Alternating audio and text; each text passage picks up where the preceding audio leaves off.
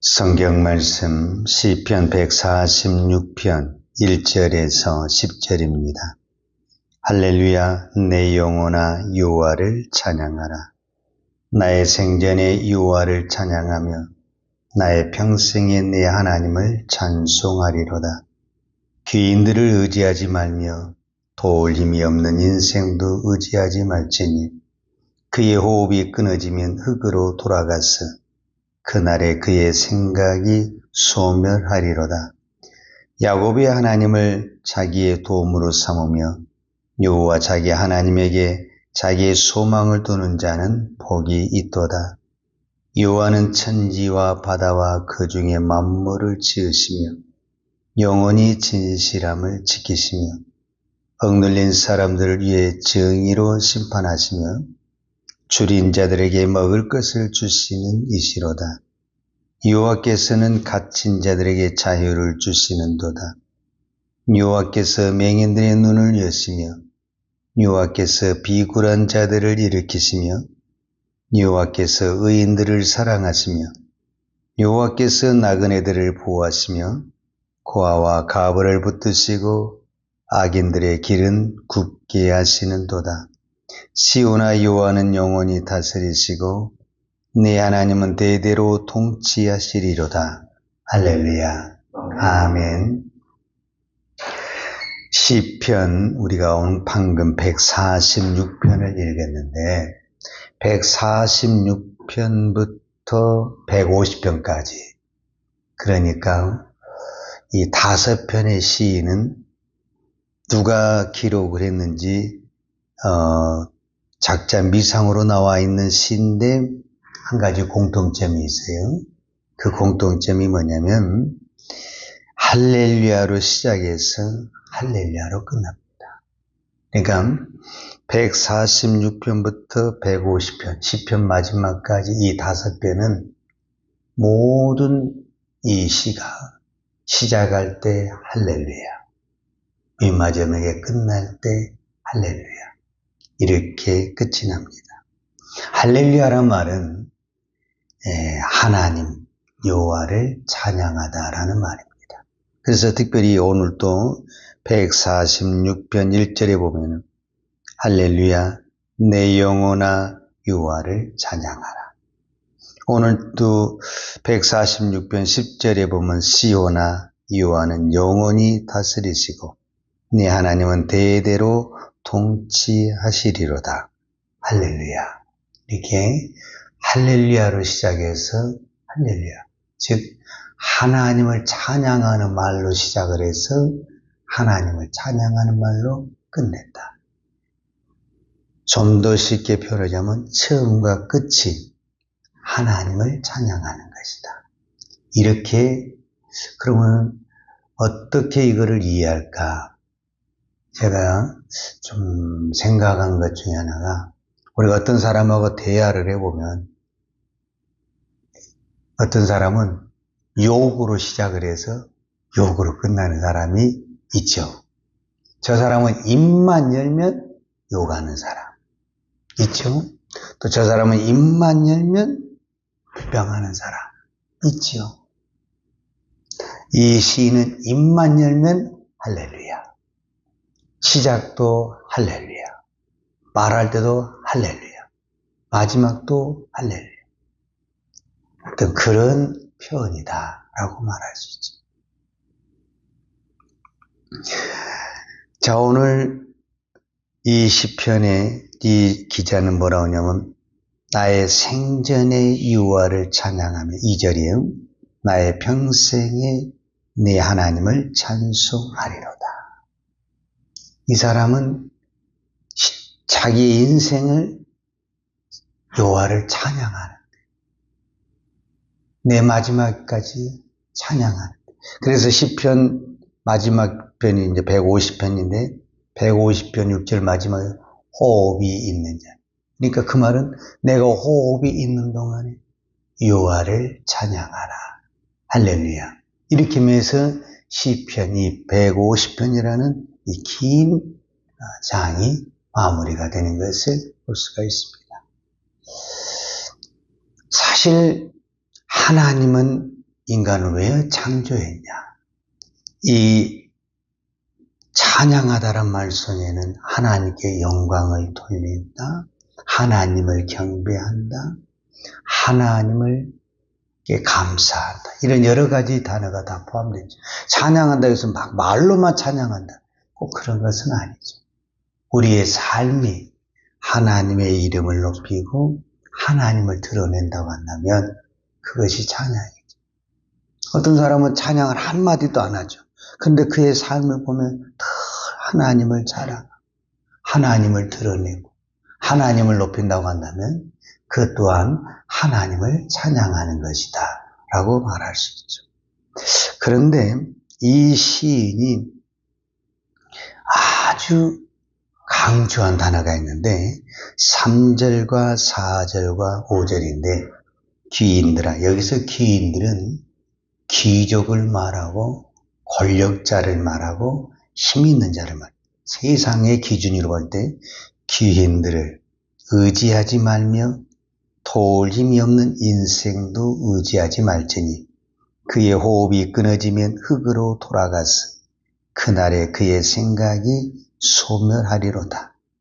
야곱의 하나님을 자기의 도움으로 삼으며 여호와 자기 하나님에게 자기의 소망을 두는 자는 복이 있도다. 즉, 이 3절부터 5절까지 한마디로 표현하면 인간 의지하지 말고 하나님 의지하고 살아라. 하나님을 사랑하는 사람은 반드시 하나님을 의지합니다. 그런데 오늘 우리가 하나님을 믿고 하나님을 사랑하잖아요. 의외로 하나님 의지 안 합니다. 아, 나 하나님 의지하는데요? 그렇지 않아요. 우리가 평소에는 이렇게 하나님을 의지하고 잘 믿는 것 같지만 위급한 일이 생기고 어려운 일이 생기면 누가 힘 있는 사람, 아는 사람 없나? 벌써 그 생각부터 하게 돼 있습니다.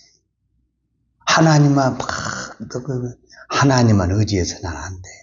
여기도 저차에도 저기도 전화해봐야 되고 이런 생각을 할 때가 많습니다. 그런데 이 시인은 하나님이란 단어를 쓸 때 그냥 5절에 보면 하나님을 자기의 도움으로 삼으며 여호와 자기 하나님에게 자기의 소망을 두는 자는 복이 있도다. 이렇게 해도 전혀 문장이 이상하지 않아요. 그런데 이 하나님이란 단어 앞에 누구의 이름을 넣냐면 야곱의 하나님을 자기의 도움으로 삼으며, 야곱이란 이름을 의도적으로 넣은 거예요. 사실 야곱의 이름은 좋은 이름이 아니거든요. 그래서 나중에 하나님이 바꿔주잖아요. 이름 자체를 이스라엘로. 그러면 좋은 이름을 써야지. 이스라엘의 하나님을 자기의 도움으로 삼으며 이렇게 가야 되는데 어떤 부분에 직설적인 표현으로 야곱의 하나님 이렇게 표현을 했다라는 거예요. 자, 보통 우리가 성경의 표현대로 보면 아브라함의 하나님, 이삭의 하나님, 야곱의 하나님, 우리가 이렇게 성경이 그렇게 기록이 하잖아요. 그러면은 자, 여러분들이 만약에 3명의 아들이세요. 예를 들자면 첫째가 아브라함, 둘째가 이삭, 셋째가 야곱이야. 이 셋 중에서 제일 말썽꾸리가 여러분 누군 것 같아요? 여러분 생각에 제일 말 안 듣고 말썽꾸리가 누군 것 같아요? 여러분 생각에? 야곱이요, 야곱. 그러니까 이 시인은 의도적으로 야곱을 여기다 넣었다. 야곱은 지독하게 하나님을 안 믿어. 하나님이 말라기에서 보면요, 야곱은 태중에서부터 내가 에서는 미워했고 내가 너를 사랑했다. 그리고 내가 너에게 장자권을 주겠다. 그렇게 말을 해도 계속 자기 꾀를 쓰고 자기가 뭐 노력을 하고 하여튼 발버둥을 치는 거야. 발버둥. 하나님을 안 믿는 거야. 어떤 부분에서는 오늘 우리의 모습과 똑같아. 내가 너를 그렇게 사랑한다. 내가 너를 사랑해서 내 독생자를 줬다. 내 아들을 십자가에 못 박혀 죽였다도 그걸 안 믿고 발버둥을 치는 거야. 내가 살아달라고 그냥 발버둥. 이게 꼭 누구냐? 야곱이라는 거야, 야곱. 그런데 또 우리 속담에 이런 말 있잖아요. 꼭 말썽석인 자식이 나중에 뭐예요? 효도를 해. 왜냐? 제일 부모의 사랑을 가장 많이 받고 그 사랑을 체험한 사람이 속썩임. 말 잘 듣는 애들은요, 효도 안 합니다. 엄마의 사랑 별로 받아본 적이 없어. 그렇게 내가 위기에 처했을 때 거기까지 쫓아와서 문제를 해결하고 도움을 준 사람이 누구냐면 부모예요. 그러니까 그거를 이제 언제 깨닫냐? 철이 들면 이제 그걸 깨닫게 되거든요. 야곱이 이제 나중에 철이 듭니다. 어디서 철이 드느냐? 야복강에서 철이 듭니다. 야복강. 이제 그때 철이 들면서 야곱이 오늘 우리로 말하면 이스라엘로 변신을 하게 되고 거듭나게 되는 겁니다. 왜 그 야복강이 은혜냐면은 이제 형이 어찌됐든 라반의 집에서 이제 나와가지고 이제 고향으로 올라오는데 형이 400명의 군사를 데리고 온다는 그 말을 들었을 때 야곱이 하늘이 또 무너지는 거야. 그래서 이제 또 깨를 써가지고 막 짐승을 보내고 소떼를 보내고 양떼를 보내고 난리를 하는 거야. 그런데도 마음이 편치를 않아. 그래가지고 이제 야복강에서 기도를 하는데 그때 이제 천사가 오늘 우리로 말하면은 하나님이 나타나시네, 하나님. 그래가지고 씨름을 해가지고 막 나를 축복해 달라는 거, 이제 우리말로 하면 살려달라는 거죠. 살려달라는 거. 그래서 내가 이름을 바꿔주죠, 이제 야곱에서 이스라엘로. 그런데도 축복을 안 해주면 놔주지 않겠다는 거야. 그래서 결국 하나님이 그 손을 떼기 위해서 야곱의 한도뼈를 부러뜨립니다. 오늘 우리로 말하면 장애자를 만들어버립니다. 축복을 달라고 그랬는데 장애자를 만들어버립니다. 근데 이것이 야곱에게 복이 됩니다. 왜냐? 그 다음날 이제 에서를 만나러 가는데 이제 나는 이제 죽었다 하고 가는 거예요, 지금. 근데 야곱이 쩔뚝 하고 보니까 에서가 너무 동생이 불쌍한 거야. 그래가지고 살려주는 거야. 이게 너무 씩씩하게 걸어갔으면은 너 이놈 하면서 아주 그냥 단칼에 배울 수도 있었는데 쩔뚝 걸어온 그 모습이 아이고 복 받는다고 하는 애가 저렇게 그냥 장애자가 되고 사는 게 너무너무 불쌍한 거야. 그러다 보니까 살려주게 되고 내가 너를 보호해주겠다고 그러니까 야곱이 이제 거기서 자기의 깨를 꺾고 이제 우리로 말하면 새로운 변신을 하게 되는 거야. 내가 아무리 발버둥쳐도 안 되구나. 내가 이렇게 장애자가 돼도 하나님이 복을 주시면 되는구나. 이제 그때 이제 하나님에 대한 눈을 뜨게 되는 것을 보게 되죠.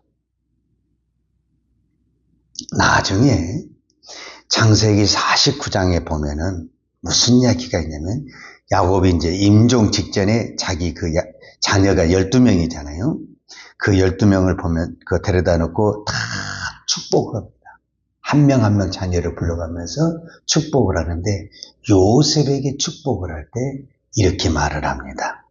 내 아버지의 축복이 내 선조의 축복보다 나았다, 더 좋다라는 거예요.